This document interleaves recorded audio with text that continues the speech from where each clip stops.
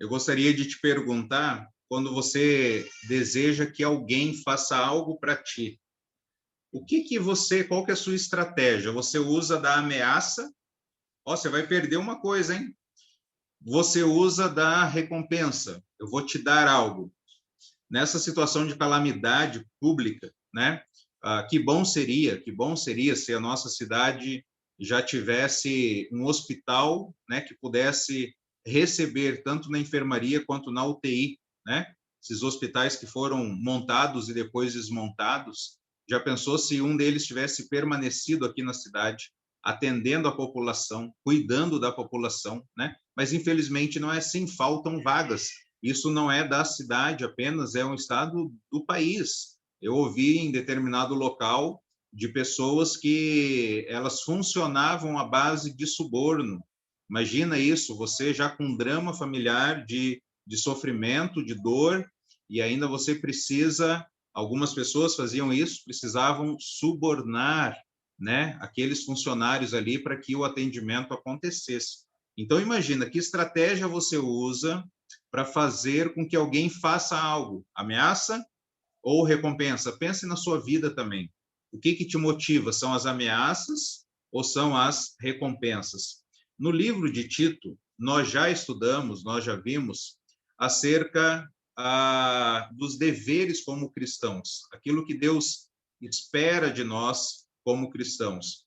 E nós vimos que esse processo de transformar a igreja em uma igreja saudável, madura, que era a missão de Tito lá em Creta, isso envolvia os crentes daquela igreja em viver de forma coerente com a palavra do Senhor.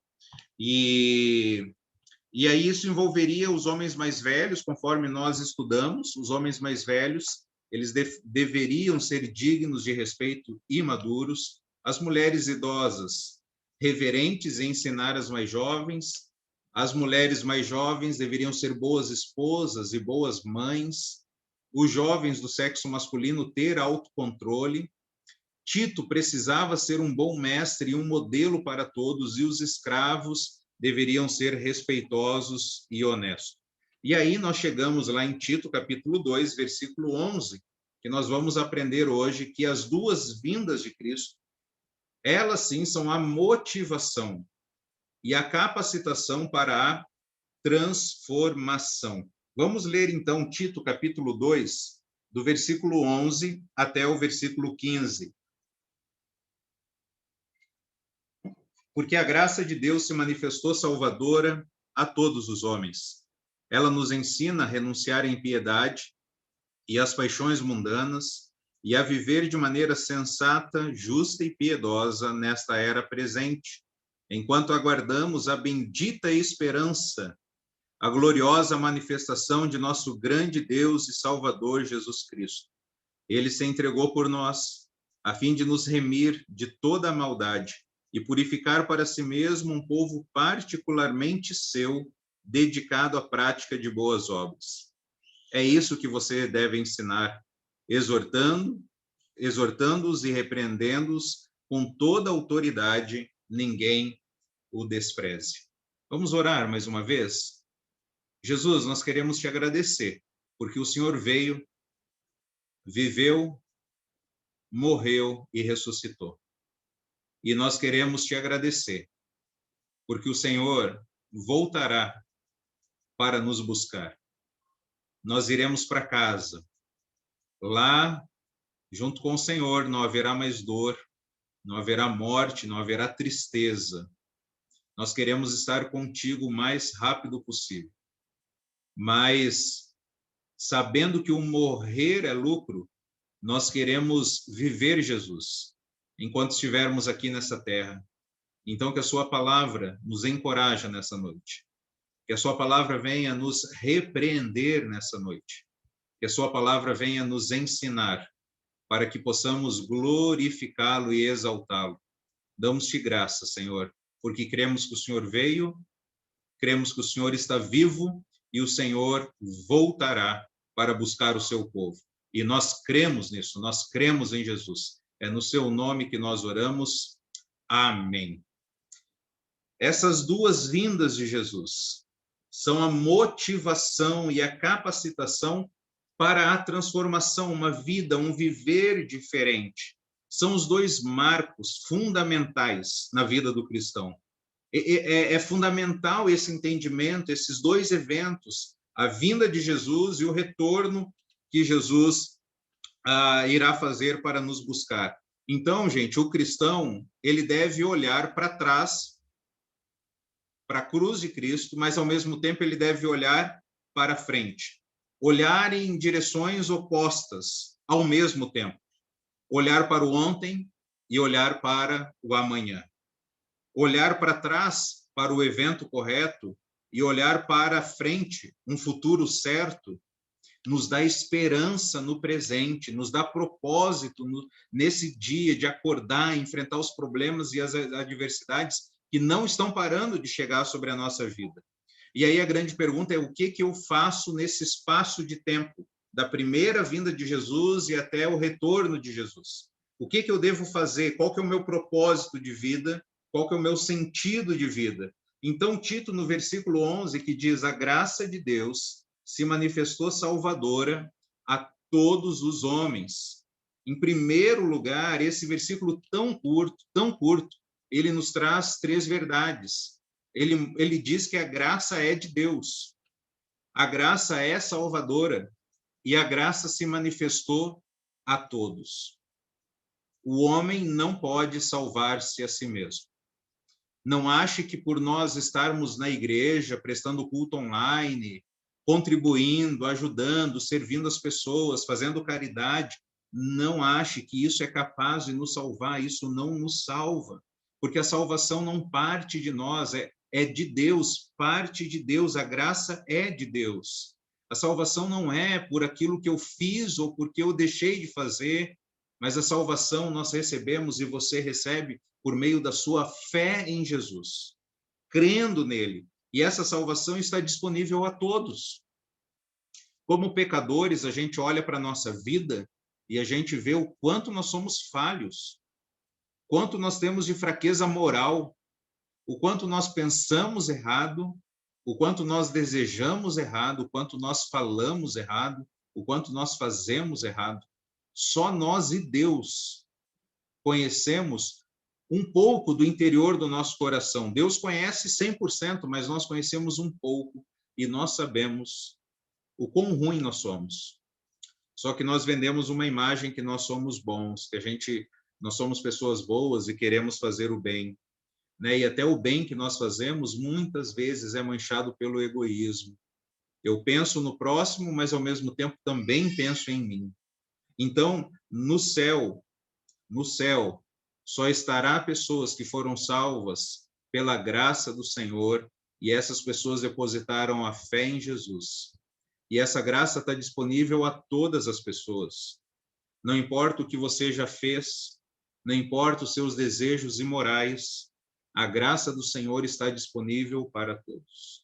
Apocalipse capítulo 5, versículo 9, diz que lá no céu haverá pessoas de todas as tribos, de todas as línguas e todas as nações, porque a graça de Deus está disponível a todas as pessoas.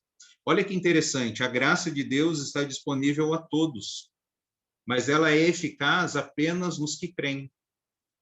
Então, ela está disponível a todo ser humano e a todas as pessoas, mas quem de fato vai ser salvo são aqueles que creem em Jesus. Em segundo lugar, a graça salvadora, ela capacita os discípulos. Veja o versículo 12, na parte A, o versículo 12 inteiro e o versículo 14. Olha só o que diz. Ela nos ensina a renunciar à impiedade e às paixões mundanas e a viver de maneira sensata, justa e piedosa nesta era presente. Versículo 14. Ele se entregou por nós a fim de nos remir de toda maldade e purificar para si mesmo um povo particularmente seu, dedicado à prática de boas obras. A graça de Deus é salvadora e está disponível a todos. E aí aqueles que creem são capacitados para o quê, em primeiro lugar? renunciarem à impiedade. A graça de Deus capacita os cristãos a renunciar à impiedade. A graça de Deus não apenas nos salva, mas a graça de Deus nos transforma. E é interessante que renunciar à impiedade, a gente pode resumir impiedade. O que é ser, né, a característica de alguém que é impiedoso, né? Qual a característica? É uma irreverência para com Deus. É o contrário da piedade. A piedade é crer correto e agir correto. A impiedade é ser irreverente para com Deus. Transformando isso de forma mais prática, Jerry Bridges, ele diz o seguinte, que impiedade é viver como se Deus não existisse. Viver como se Deus não existisse. É viver sem pensar, ou pensar pouco em Deus, ou na vontade de Deus, ou na glória de Deus, ou na dependência de Deus. Veja como nós podemos ser impiedosos. Olha como nós podemos viver de uma forma irreverente.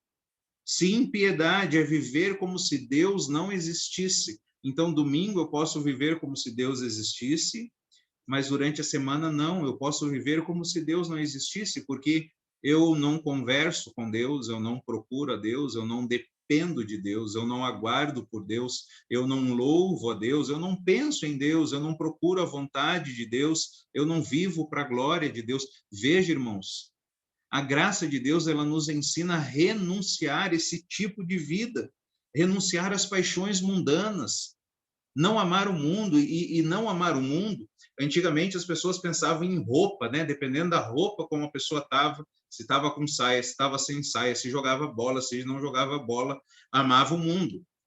Mas amar o mundo é muito mais do que isso. Amar o mundo está relacionado a amar os valores do mundo. Alguém orgulhoso, alguém avarento, alguém vaidoso, alguém soberbo, alguém mentiroso. Isso é amar o mundo, é amar os valores do mundo. Então, a graça de Deus nos ensina a renunciar, a dizer não, não, não vou fazer isso. Eu abro mão, eu abdico. Eu consigo dizer não, porque a graça de Deus, ela me ensina a viver de forma diferente da forma como eu vivia antes de conhecer a Jesus. Quando Jesus entrou na minha vida foi transformada. É essa a ideia. Eu tenho um amigo que ele foi envolvido com drogas. Ele estava numa vida tão difícil, ele cogitou até mesmo se matar. Ele e a esposa. Eles já haviam definido com quem eles deixariam os filhos. Acredita isso? Filho A com os avós A, filho B com os avós B. Mas Jesus entrou na história daquele casal. Eles foram resgatados por Jesus, eles foram transformados por Jesus. Eles têm os seus problemas, as suas dificuldades, e uma das vezes pastoreando aqueles amigos, ele lá triste, aflito, coração pesado, sabe quando você está derramando a sua alma perante Deus? Ele virou para mim e falou, sabe de uma coisa, Onés? Quando eu entreguei a minha vida para Jesus, não foi para um dia só, foi para a vida toda. A minha vida é de Jesus. Irmãos, a graça de Deus se manifestou salvadora a todos os homens. Aqueles que creem, então, ela nos capacita a renunciar à impiedade, a viver de forma diferente antes do momento que Jesus entrou na nossa vida. A partir do momento que Jesus entra na nossa vida, a gente começa a renunciar aquilo que não agrada a Deus e a viver em santidade. E aí o texto apresenta viver de forma sensata, é ter ações e reações sobre controle. Pense naquilo que te tira do controle, tá? Talvez o cansaço para os homens, né? Quando os homens estão cansados, facilmente tira eles do controle. Quando alguém fecha no trânsito, facilmente tira do controle, as mulheres talvez na TPM, né, talvez com a arrumação da casa. Sensatez é ter ações e reações sob controle. Pessoa sensata. Justa, vive de forma íntegra no trato com as pessoas.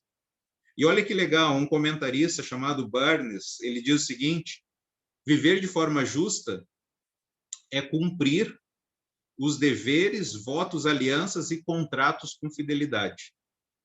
Viver de forma justa é cumprir os deveres, votos, alianças, contratos com fidelidade. Contratos, alianças, votos. Cumprir com fidelidade. Alguém piedoso é alguém que crê correto e age correto. Alguém piedoso não é aquela pessoa tem muita dó, né? Tipo, aquela pessoa muito piedosa, ela é muito piedosa, quietinha, né? A ideia de alguém piedoso, biblicamente falando, é alguém que crê correto e age à luz do que crê. Viver de forma santa, né? O texto, versículo 14, a fim de nos remir de toda a maldade e purificar para si mesmo um povo particularmente seu. Queridos amigos, quais são as manchas do pecado na sua vida? Quais são as manchas de pecado na minha vida? Deus quer um povo limpo. Deus quer um povo puro. Deus quer um povo exclusivo. Deus não aceita um povo manchado pela iniquidade. O que você anda fazendo que ofende a Deus? O que você anda pensando que não traz glória a Deus? Quais são os seus desejos? Quais são as suas práticas? Quais são as palavras que você está usando?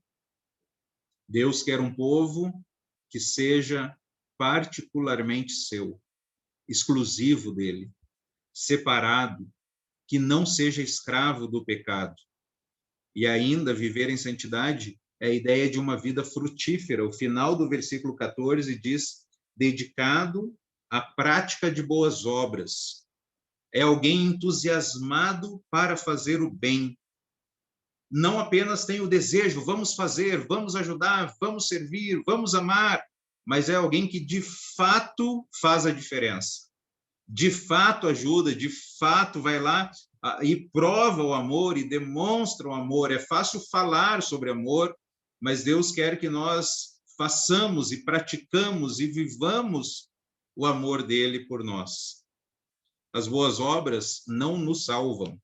A salvação é pela graça, por meio da fé. Isso não vem de nós, é um dom de Deus. Mas se tem um povo aqui na terra que deveria ser aqueles que mais praticavam boas obras, são os discípulos de Jesus. São os discípulos de Jesus, aqueles que fazem a diferença, impactam a cidade, são luz, porque estão praticando, têm uma vida frutífera, porque Deus nos resgatou e agora nós vamos praticar as boas obras. Mas sabe o que eu acho muito interessante nesses dois versículos? É o final do versículo 12, né? Viver, a graça de Deus nos capacita a renunciar à impiedade, viver em santidade, mas aí ele diz, o final do versículo 12 diz, nesta era presente. Na NVT diz, este mundo perverso, neste mundo perverso. Então, irmãos, o cristão vive no mundo, nessa era perversa, neste mundo perverso, mas ele não deve viver em conformidade com o mundo. Nós vivemos aqui, mas nós não somos daqui. Nós precisamos fazer a diferença. As pessoas devem falar conosco, conversar conosco, falar, cara, tu é diferente, cara. Tem alguma coisa, eu não sei o que é. Aí você vai falar, é Jesus, é Jesus. Quando alguém te elogiar, parabéns que você fez isso, que você me ajudou, que você me orientou, que você me deu a mão quando eu mais precisava. Aí você vai falar, é Jesus na minha vida. Ele me resgatou. Eu renuncio à impiedade, eu vivo em santidade, porque Jesus me capacita a viver para Ele. E aí, por fim, a graça de Deus, a graça salvadora, faz os discípulos viverem com esperança na volta de Jesus. Glória a Deus por isso, meu irmão. Glória a Deus por isso. Vivendo em santidade, renunciando à impiedade, Jesus nos alcançou. Jesus foi atrás de nós, nos tem transformado e hoje nós esperamos o grande encontro, a grande notícia, que não é o telefone que vai tocar, não é a campainha que vai tocar, não é a carta que vai chegar, não é o e-mail que vai chegar, é a trombeta que vai soar. Os mortos em Cristo ressuscitarão primeiro. Depois nós que estivermos vivos iremos ao encontro de Jesus nos ares. Nós aguardamos isso. Olha o que o versículo 13 diz. Enquanto aguardamos a bendita esperança, a gloriosa manifestação de nosso grande Deus e Salvador Jesus Cristo. Enquanto aguardamos, o que nós devemos fazer entre as duas vindas de Jesus? Nós devemos viver renunciando à impiedade, vivendo em santidade. Jesus veio em graça, Jesus voltará em glória. É a bendita esperança que nos enche de alegria. Nós choramos, nós lamentamos, nós nos prostramos, nós clamamos. É como o apóstolo Paulo diz, entristecidos, mas sempre alegres. Entristecidos, mas sempre alegres. Porque nós esperamos o dia que nós vamos encontrar o nosso Mestre. Veremos a Jesus. Seremos semelhantes a Jesus. Sem mais nenhuma impiedade na nossa vida, sem mais nenhuma mancha de pecado, nós seremos semelhantes a Jesus. Nós devemos olhar para Jesus não apenas como Salvador, que resgatou as nossas vidas. Nós devemos olhar para Jesus como o nosso grande Deus e Salvador Jesus Cristo. Jesus nos salvou, mas ele é o nosso Senhor. Nós batemos continência para Jesus. Nós o reverenciamos, nós cumprimos as suas ordens. Nós não estamos aqui para buscar sonhos e realizações para nós estamos aqui na terra para fazermos a vontade de Jesus. E em breve, muito em breve, nós encontraremos com ele.